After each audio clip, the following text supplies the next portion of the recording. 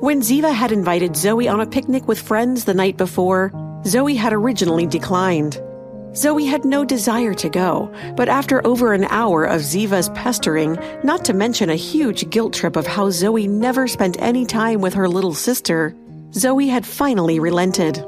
Now, as Zoey put her car in park in front of the forest service station, she was deeply regretting her decision to attend.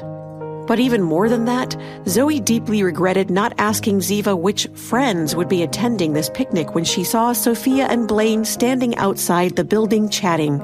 Sofia turned and hissed at her sister. "What are Sofia and Blaine doing here, Ziva?" When Blaine saw Ziva getting out of the car, he was understandably surprised. But when a reluctant Zoey got out of the car after her, Blaine was momentarily speechless. It was obvious that Blaine wasn't happy that Zoey and Ziva were there. Finally, after half an hour, everything was ready, including the grill. All that they needed now was the firewood. "I'll go gather some firewood," Blaine offered. Sofia rushed to catch up with him. "Blaine, I'll go with you."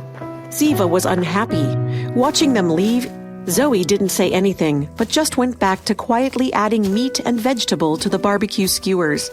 While Ziva complained back at their picnic site, Sofia seemed to be in an especially good mood as she walked with Blaine. She happily chatted alongside him as Blaine collected firewood. Blaine looked around. "All of this wood is too wet to burn. Why don't we go look over there?" He frowned as he spoke, sweat beading on his forehead. "Blaine, are you all right?" Sofia looked at him worriedly. "I'm fine." Blaine shook his head. "I suddenly feel a little hot." He took off his windbreaker, leaving behind only a thin white t-shirt that showed traces of sweat. "You should leave on your jacket. You don't want to catch a cold," Sofia reminded him. "It's fine, let's go." Blaine walked with Sofia deeper into the woods. He walked in front while Sofia followed behind. However, they had only taken a few steps when they suddenly felt the ground underneath them give way. Sofia screamed in shock as the two of them fell into a deep hole without any warning. Sofia was so scared that she began to cry. She threw herself headfirst into Blaine's warm embrace. "Blaine, I'm afraid. What is this? What did we fall into?" "Don't be scared. This is just a normal hunting trap," Blaine said calmly, then looked around and confirmed. "There should be people coming to save us soon." Blaine ignored her and went to the side of the hole to check for exits. There was no longer any doubt in Blaine's mind. He was a doctor, after all. All of his symptoms pointed to only one logical explanation. He'd been drugged. Someone on this picnic had spiked Blaine's drink. Blaine looked up. The depth of the trap was about 3 meters, and the edges were smooth. It would be impossible to climb up the sides by hand. They'd have to call for help. Blaine felt his pockets, but realized he didn't have his phone. Back at the picnic site, Zoey and Ziva began to worry. Sofia and Blaine had left a long time ago to gather firewood, but still hadn't returned. "Give them a call," Zoey suggested. Ziva took out her cell phone and dialed Sofia's number, but her phone was turned off. In the next moment, they heard a phone ring. Looking down, Ziva saw Blaine's phone on the table by the grill. Zoey frowned. He didn't take his phone with him. It had been over an hour, so she hoped that nothing had happened to him. "Ziva, wait for me here. I'll go look for them." Inside the trap, Blaine was becoming increasingly uncomfortable. Whatever had been slipped into his drink must have been aphrodisiac. Who would do such a thing? It had to have been someone on the picnic.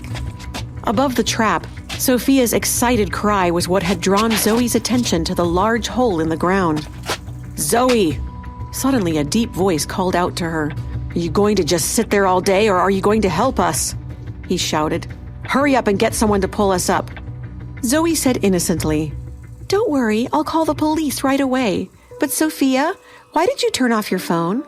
"I called for a long time but couldn't get through. Ziva said that your phone still had a full charge when she saw it this morning. I guess you two just wanted to be alone for a while before you called us. Sorry I interrupted." Seeing the increasingly pale face of Sofia, the smile on Zoey's face grew even wider as she spoke. Blaine looked up at the smirk on Zoey's face. He realized that now that Zoey was here, his head was clear and he felt much calmer. The antidote to cure the false effects of an aphrodisiac was the power of true love. The police arrived quickly to rescue Blaine and Sofia from the deep hunter's trap.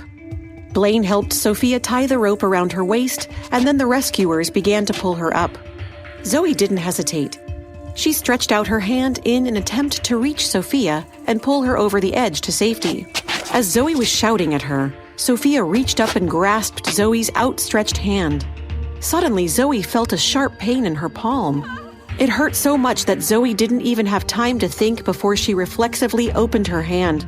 It wasn't until half a second after Zoey retracted her hand that she realized what had happened.